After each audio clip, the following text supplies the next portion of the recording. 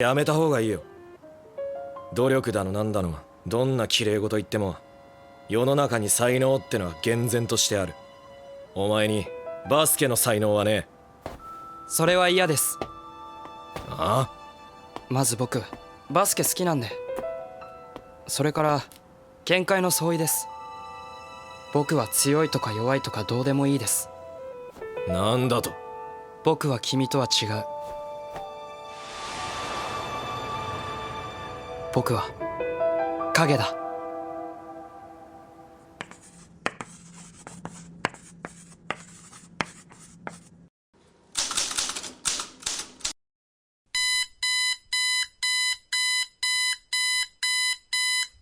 Kuroko Tetsuya. Karakter utama dalam manga dan anime Kuroko no Basket adalah karakter yang unik. Anak muda berambut biru ini awalnya diperkenalkan sebagai pemain ke-6 generasi keajaiban atau Kiseki no Sedai. Pemain yang membuat perbedaan dan akhirnya malah menjadi pemersatu dari 5 orang paling berbakat tersebut. Terungkap bahwa alasannya mundur dan memilih sekolah yang berbeda dengan generasi keajaiban adalah karena dia sudah tidak merasakan teman-temannya bermain demi tim. 5 orang paling berbakat itu bermain basket hanya untuk diri mereka sendiri, dan Kuroko akhirnya memilih mundur. Di saat semua orang ingin menjadi cahaya, dia malah ingin hidup di bawah bayang-bayang seorang murid baru yang baru masuk ke sekolahnya. Murid itu bernama Kagami. Meskipun awalnya tidak percaya, akhirnya Kagami membiarkan Kuroko menjadi bayangannya. Inilah yang menarik dari Kuroko.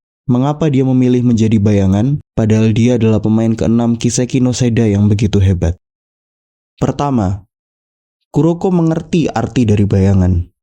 Di awal serial, Kuroko berkata kepada Kagami seperti ini. 僕も決めました。僕は影だ。でも影は光が強いほど濃くなり、光の白さを際立たせる。君という光の影として、僕も君を日本一にする。Kuroko adalah karakter yang mengerti perannya dalam hidup. Dia mencintai basket dan dia berusaha melakukan apapun untuk tetap bermain basket, sesuatu yang begitu dia cintai. Meskipun artinya, dia harus terus bergantung pada orang lain karena bayangan membutuhkan cahaya. Ada 5 posisi di olahraga basket. Point guard, pengatur serangan dan penerima bola pertama. Posisi ini biasanya diisi oleh pengumpan dan penggiring bola terbaik dalam tim. Shooting guard, lini kedua yang bertugas menembak bola dari berbagai posisi.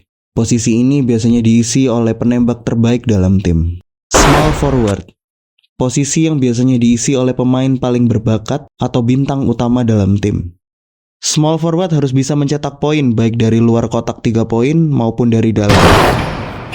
Selanjutnya ada power forward, pemain yang bertugas untuk menembak dari dalam kotak dan melakukan rebound di bawah ring.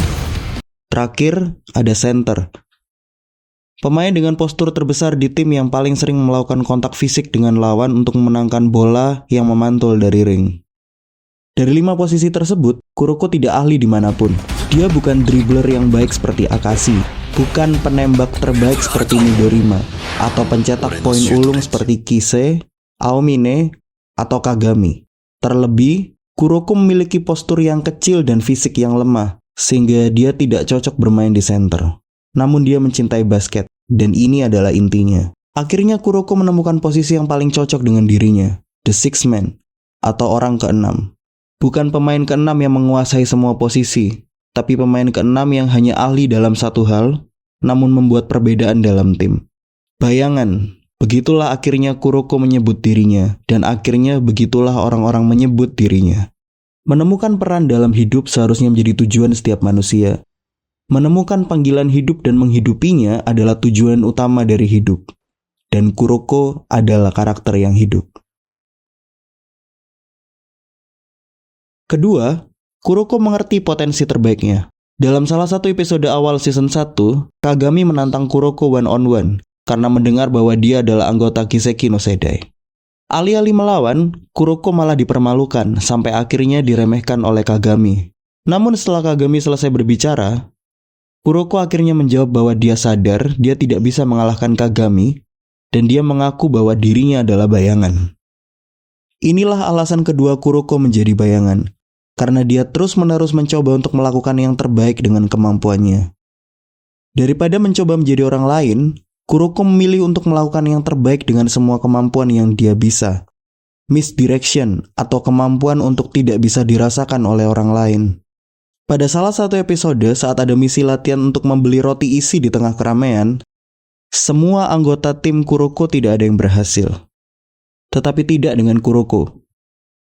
Dia malah berhasil membeli roti karena terdorong oleh teman-temannya yang sibuk mengantri. Dan Kuroko menjadi satu-satunya yang berhasil.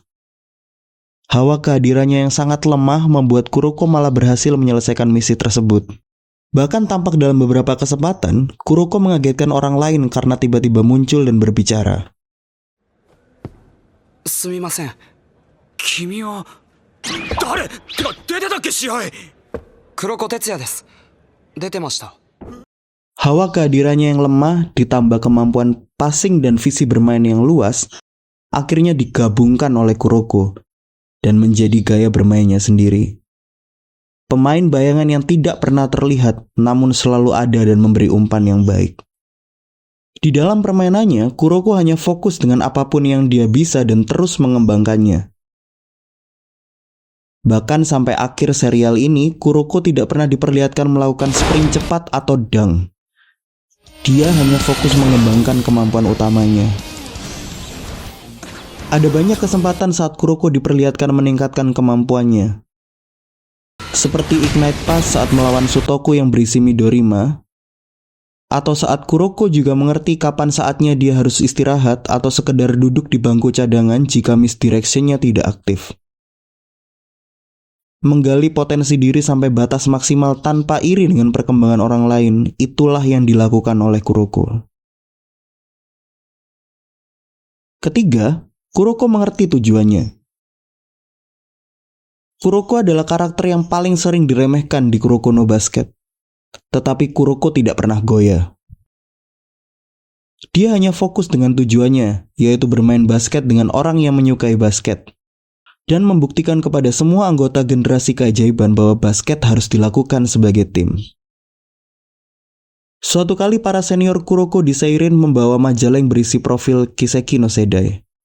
Namun tidak ada satupun foto Kuroko di dalamnya. Saat ditanya oleh anggota timnya, Kuroko hanya menjawab dengan santai bahwa para reporter melupakannya.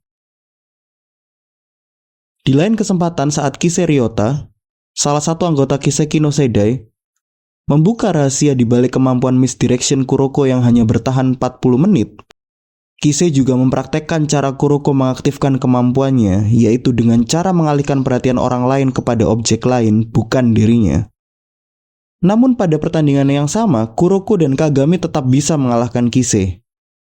Bukan dengan misdirection Kuroko atau kemampuan fisik Kagami yang hebat, namun dengan kerjasama seluruh tim Seirin. いや、疲れてても何とかして緑間を倒してみせますよ。だから鏡くん、言う通りにしましょう。僕は先輩たちを信じます。 Di lain kesempatan, Kuroko bahkan berani memukul Kagami saat cahayanya itu mencoba untuk bermain sendiri seperti yang dilakukan oleh generasi keajaiban. Kuroko mengingatkan Kagami akan arti kemenangan yang sesungguhnya adalah saat seluruh tim dapat merasakannya. Menjadi bayangan bukan berarti harus terus mengikuti orang lain karena tidak bisa menghasilkan cahaya sendiri. Sebaliknya, Kuroko membuktikan bahwa bayangan yang dia perankan memiliki fungsi lain, merangkul cahaya dan membuatnya menjadi semakin terang. Kuroko bermain untuk tim. Semua kemenangan, latihan, dan segala usahanya di lapangan hanya untuk tim. Banyak orang berpikir bahwa kegelapan adalah sisi buruk bayangan. Namun bayangan bukanlah kegelapan. Bayangan adalah pantulan dari cahaya. Seseorang yang mau menjadi bayangan akan dengan sukarela memantulkan cahaya orang lain sehingga sang cahaya tetap terang. Ada banyak orang seperti Kuroko di dunia ini. Tidak lebih terkenal ketimbang cahayanya, namun tidak marah dan tetap melakukan yang terbaik. Karena semakin kita bertumbuh, kita akan semakin mengerti bahwa hidup dengan mencari pengakuan manusia tidak pernah ada habisnya. Mengerti peran kita, melakukan yang terbaik di peran tersebut, dan teguh pada tujuan awal, bukankah hal-hal tersebut yang disebut menghidupi peran yang sesungguhnya? bukan soal menjadi bayangan, melainkan setiap orang yang mengerti perannya akan tetap menjadi cahaya bagi orang-orang di sekitarnya. Kuroko sudah membuktikannya.